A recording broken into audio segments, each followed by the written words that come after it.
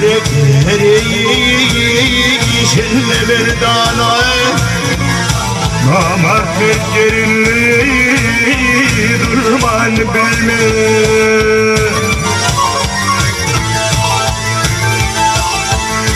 bir kadar kardeşten iyidir bir vara halını çektiği torman bilme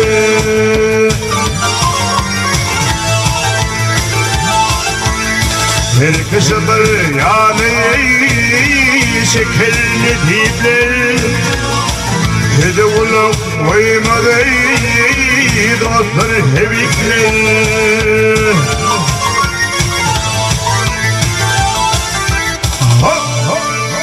İliçilli giderim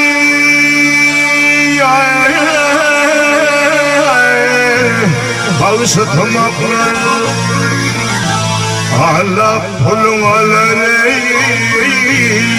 aydım ne vay aytman bilme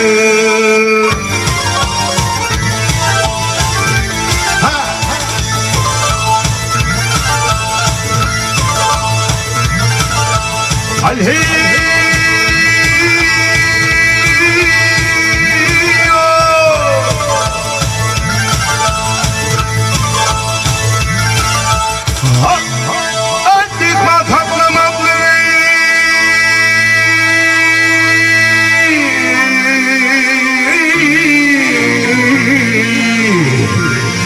merdini işeder onu tembelmeden akmak kişidir aytır taklığır adamı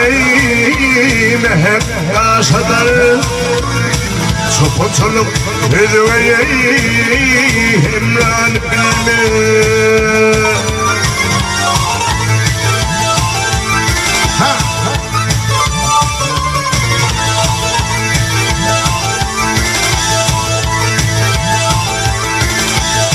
her kim bile barıveyim iyilik kurtamı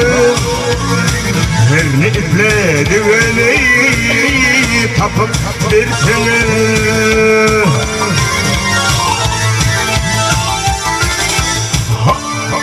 vay gelip teydidini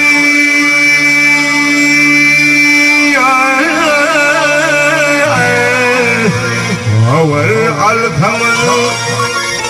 Hatice'dir başkayı hemnan bilme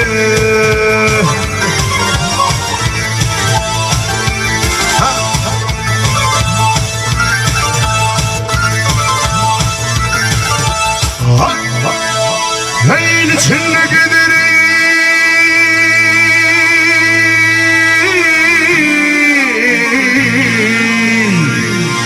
bağışlatmaklar vay anlatmam Allah kulun alay aydım mi vay aytman bilme